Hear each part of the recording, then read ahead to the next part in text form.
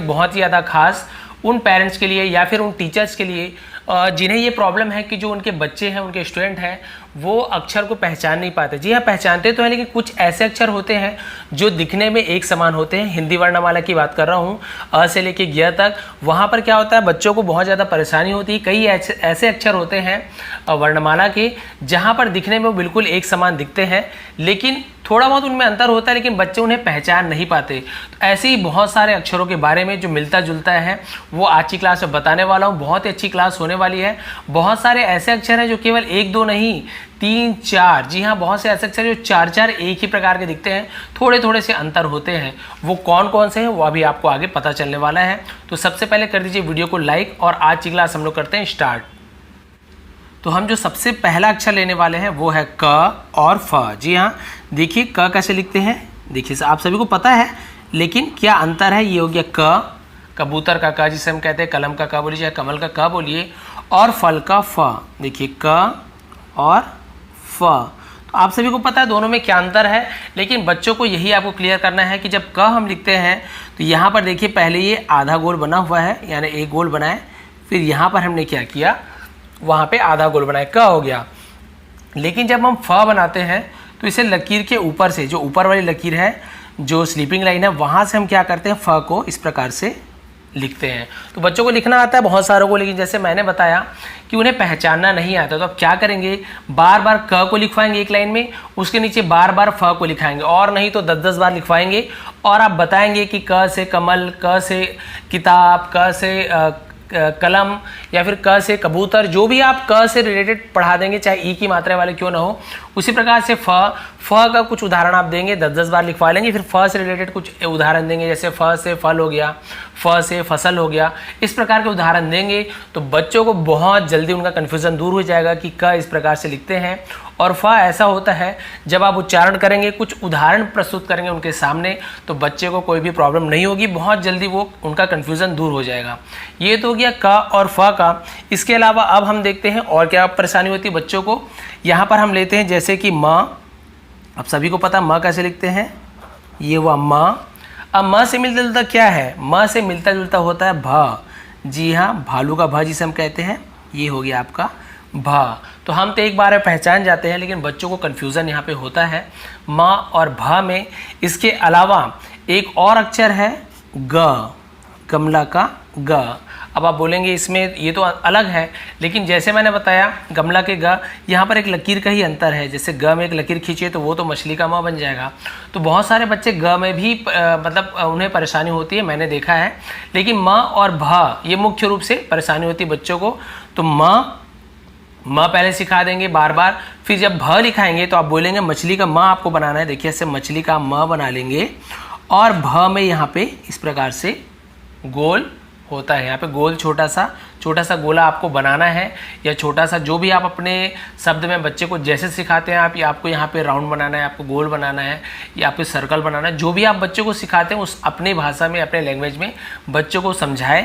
वैसे तो भ क्या होता है, इस प्रकार से भ बनता है, और ये देखिए यहाँ पे ऊपर जो लकीर है मिला नहीं होता। ये तो खैर ये आगे की बात हो गई, बहुत ज़्यादा एडवांस हिंदी की बात हो गई, लेकिन यदि हम बच्चों को भी स्टार्टिंग में सिखा रहे हैं तो दोनों को यही अंतर बताना है म और भ में। फिर आपको म का बहुत सारे मतलब 10 बार लिखवा लीजिए, फिर भ को लिखवा लीजिए, जब तक बच्चे का कन्फ्यूज़न दूर ना हो जाए कि म कौन सा है, भ कौन सा है। फिर आप बच्चों को गेम भी खिलवा लेंगे कि म कौन सा है, फ कौन सा है, क कौन सा है। इस प्रकार से आगे बढ़ेंगे। ग का भी बता देंगे कि यहाँ पे लकीर नहीं है तो फिर एक ग है, ये ग को एडिशनल मैंने जोड़ा है, लेकिन म और भ में स्पेशली होता है अंतर, मतलब उन बच्चों में कन्फ्यूज़न। उसके बाद देखते हैं जैसे कि च, हमने लिखा च, ये हो गया च आपका, चम्मच का च, चरखा का च, जो भी बोलते हो। और बच्चे को कन्फ्यूज़न क्या होता है, च के साथ ज। जी हाँ, जहाज का ज। देखिए अब इसमें कन्फ्यूज़न वाली क्या बात हो गई। च में देखिए पहले हम एक लकीर खींचते हैं, उसके बाद आधा राउंड बनाते हैं, ऊपर से लकीर खींचते हैं, और ये स्लीपिंग लाइन मतलब तिरछी लकीर, ये हो गया च। लेकिन जस्ट इसमें क्या होता है, देखिए च, ये जो राउंड है ये पहले खिंचाता है, आधा चंद्रमा जो इसे हम कहते हैं, आधा चंद्रमा खिंचाया, फिर ये जो लकीर है ये खिंचाया, ये। तो आप देखेंगे बच्चों का दिमाग घूम जाता है ये च और ज में। पहले कई बच्चे गोल खींचते हैं, ऐसे बना के ये खींचिए लकीर, तो उन्हें लगता है कि हम च लिख रहे हैं, और कई बच्चे ज को ऐसे बनाते हैं। मैं बहुत बार देखा हूँ, मैं टीचर हूँ, मुझे पता है, इसलिए मैं आपको अपने अनुभव से, एक्सपीरियंस से आपको बता रहा हूँ। तो च और ज में बहुत ज़्यादा बच्चों को कन्फ्यूज़न होता है। इसके अलावा ज्ञानी का ज्ञ, तो जैसे ज है तो ज्ञानी का ज्ञ भी ऐसे ही बनता है, बस उसमें एक पूछ निकला होता है, तो इसको बच्चे पहचान जाते हैं। ज्ञानी का ज्ञ क्योंकि सबसे अंतिम में आता है तो बच्चे आसानी से पहचान लेते हैं, लेकिन ज और च थोड़े आसपास ही आते हैं, ऊपर नीचे, तो बच्चों को इससे कन्फ्यूज़न होती है। तो देखिए च और ज, ये भी आपको बच्चों को इससे कन्फ्यूज़न दूर कराना है। अब आगे बढ़ते हैं, च और ज हो गया। इसके बाद हम देख लेते हैं ट, जैसे कि ये भी आपको समझ आ गया होगा, जैसे ट, टमाटर का ट बोलते हैं हम, ये हो गया ट। उसके बाद उसी प्रकार से होता है ढ, ये ढक्कन का ढ, तो देखिए ट और ढक्कन का ढ, तो आपको पता है ट कैसे बनाते हो, ढ, तो आपको बच्चों को क्या करना है, यहाँ पे ढ बना के, टमाटर का ट बना के यहाँ पे एक गोल खींचने को बोलना है, तो ये बन गया ढक्कन का ढ। देखिए बच्चों को लिखना तो आसानी से आ जाए, क्योंकि अगर ट लिख लिए तो ढ भी लिख लेंगे, लेकिन कन्फ्यूज़न होता है, वो आपको दूर करना है। इसके अलावा इसमें एक और बता रहा हूँ आपको, द, देखिए ये हो गया, यहाँ तक तो बच्चे ढ तक जानते हैं, और द में क्या होता है, नीचे पूंछ निकल जाता है, तो ये हो गया दवात का द, देखिए ये द, तो ये भी कन्फ्यूज़न होता है बच्चों को, ट, ढ और द। इसके अलावा इसमें और रहता है एक ढ, जब हम लास्ट में जब लिखते हैं पढ़ना, जैसे होता है पढ़ना, तो देखिए ढ, तो ये वाला ढ में देखिए बिल्कुल ढ लिखा हुआ, लेकिन नीचे बिंदु है, तो बच्चे कई बार समझ नहीं पाते कि क्या चीज़ है। तो आपको पहले ये दो में, फिर ये दो में, इस प्रकार से फिर चारों में आपको बच्चों को क्या करना है, एक साथ रख के अंतर बताना है।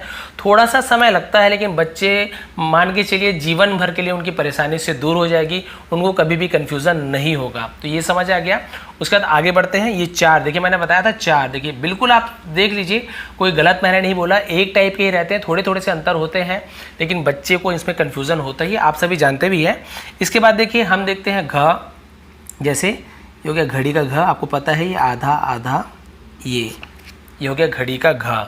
अब हम छ बनाते हैं, छाता का छ, तो देखिए ये पूंछ निकला होता है, यहाँ पे बच्चों को परेशानी थी, कई बच्चे सोचते हैं लकीर है या फिर पूंछ है, और कई बार क्या होता है, कई टीचर्स की राइटिंग भी मतलब बच्चों को समझ नहीं आती, तो उन्हें भी कन्फ्यूज़न होता है। तो यदि आप टीचर हैं तो ध्यान दें कि आपकी राइटिंग यदि हो सकता है अच्छी ना हो, लेकिन आप साफ साफ लिखें।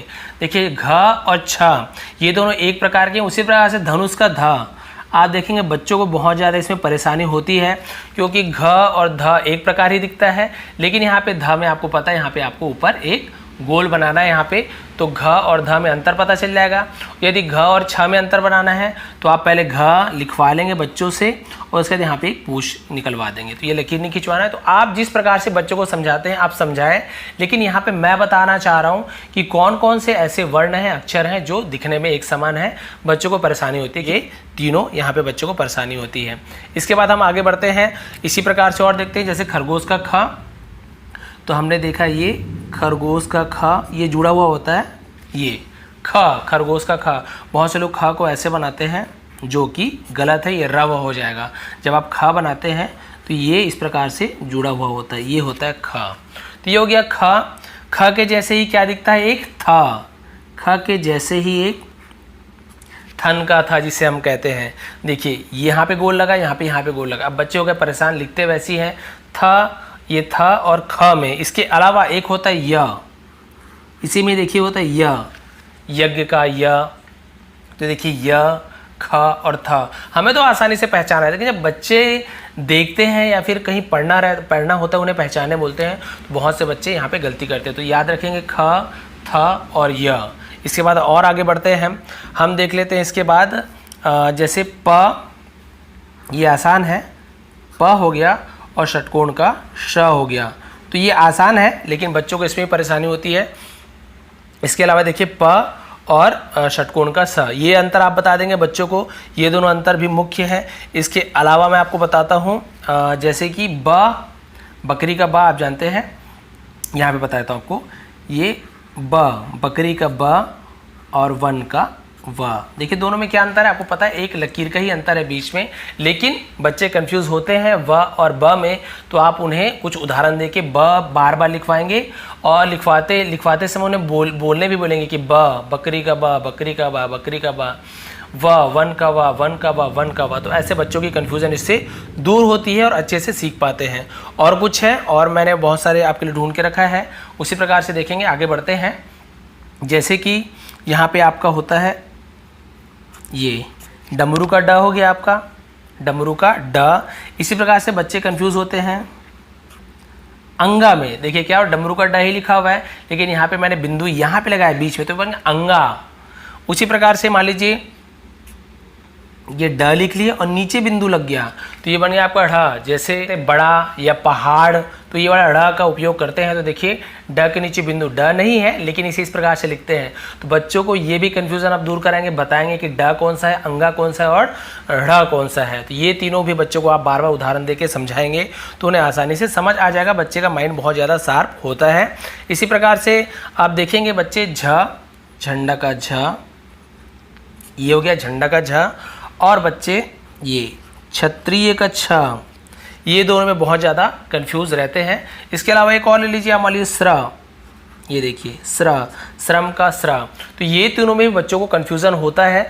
वैसे तो तीनों दिखने में थोड़े अलग ही हैं, मतलब एकदम एक समान नहीं दिख रहे हैं, लेकिन आप देखेंगे झ और छ, यहाँ पे जो घुमा होता है तो बच्चों का दिमाग भी इससे घूम जाता है। जी हाँ, बहुत से बच्चे बहुत शार्प माइंडेड होते हैं, बहुत जल्दी सीख जाते हैं, लेकिन सभी का दिमाग एक जैसे नहीं होता, थोड़े से लेट समझ आता है, लेकिन सीखेंगे जरूर।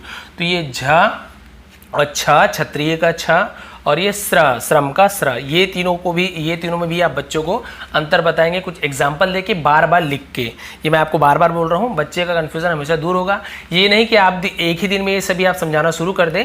एक दिन में आप क्या करें, एक दिन में आप क्या करें, क फ ले लीजिए, दोनों में अंतर समझा दीजिए। मान लो सीख गया बच्चे तो आगे बढ़िए, जब तक ना सीखे थोड़ा आगे बढ़ते जाइए। या नहीं सीख पा रहे हैं, कठिन लग रहा है, तो उसके बाद वाला सिखा के देखिए, क्या पता उन्हें सरल लगे। और बता रहा हूँ आपको, इसके अलावा ब व वगैरह हो गया। अब बहुत सारे इजी यानी कि जिसका उपयोग हम हमेशा करते हैं और एक जैसा ही दिखता है, अंतर तो बहुत है लेकिन लगभग एक जैसे कि अ, अनार का अ हो गया, और अनार का अ और अब देखिए अ और तो में यहाँ पे बिंदु लगा है, दिखने में बिल्कुल एक जैसा है, यहाँ एक बिंदु का फर्क ही है, लेकिन आपको बच्चों को समझाना है। कई बच्चे ऐसे हैं कि अंगूर का तो वहाँ पे अ बोल देते हैं, और जैसे हम पढ़ाते क ख ग घ तो वहाँ पे अ पढ़ देते हैं बच्चे। बहुत सारे बच्चे ऐसे करते हैं। जैसे हम पढ़ते ए ऐ ओ आहा, तो कई बच्चे इसे अ पढ़ देते हैं देख के। यदि हम लिखते हैं तो बच्चे पहचान नहीं पाते, तो हो गया। उसी प्रकार से होता है आ, ये अलग है आ बच्चे पहचान जाएंगे, यहाँ पे एक लकीर जुड़ा हुआ है। लेकिन आपको बताना है कि अ और आ में क्या अंतर है। पढ़ाते समय पढ़ाने की एक विधि होती है, वो भी मैं आपको बताने वाला हूँ कि अ और आ, ई और ई किस प्रकार से पढ़ें, ताकि बच्चों को छोटी यानी कि इमली का ई और ई का ई और अनार का और आम का, ये सभी में अंतर पता चले। ये मैं आपको बताने वाला हूँ अगली वीडियो में। ये हो गया आ। उसी प्रकार से देखिए ओ, तो बच्चों को आप ओ लिखना सिखाएंगे, ये हो गया ओ। उसी प्रकार से औ में होता है, यहाँ पे दो मात्राएं होती हैं, यहाँ पे दो ऊपर लकीर आपको दिख रहा होगा।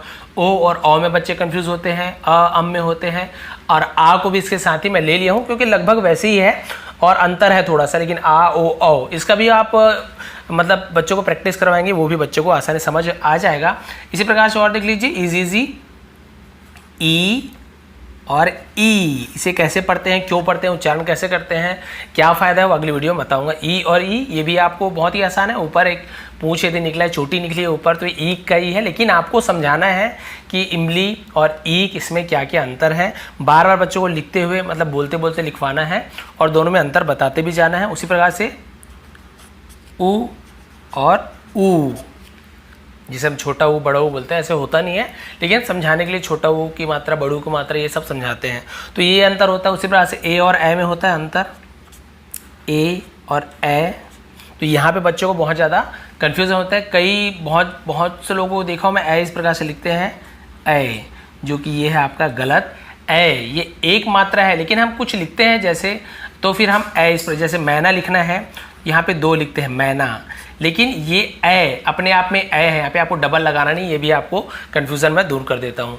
तो देखिए ऊ ये हो गया एक ग्रुप, फिर ए ये एक ग्रुप हो गया। तो ये सभी देखिए आप ऊपर से लेके नीचे तक आप नोट कर लेंगे क्या क्या कन्फ्यूज़न है, ध्यान में रखेंगे। इसके बाद आप बच्चों को बताएंगे। आराम से एक एक दिन, दो दो दिन, एक एक हफ्ता ले लीजिए, क्योंकि आपको अ से लेके मतलब मान के चलिए स्र तक आपको 52 ही आपको सिखाने हैं बच्चों को। थोड़ा सा समय लगेगा, कोई बात नहीं, लेकिन जीवन भर के लिए उनका कन्फ्यूज़न इससे दूर हो जाएगा। तो बताएंगे आज की क्लास कैसे लगी, थोड़ी भी पसंद आई हो तो ज़रूर लाइक करेंगे, शेयर करेंगे। आगे आने वाले वीडियो में मैं उच्चारण से संबंधित वीडियो बनाने वाला हूँ कि बच्चों को आप कैसे पढ़ना सिखाएं और उससे क्या फ़ायदा होने वाला है। फिर बाद में 12 खड़ी वगैरह सभी चीज़ मैं बताने वाला हूँ। तो यदि आप बच्चों के लिए स्पेशली वीडियो चाहते हैं तो चैनल को सब्सक्राइब करें, बगल के बेल आइकन को भी दबा दें। आप सभी का बहुत बहुत धन्यवाद।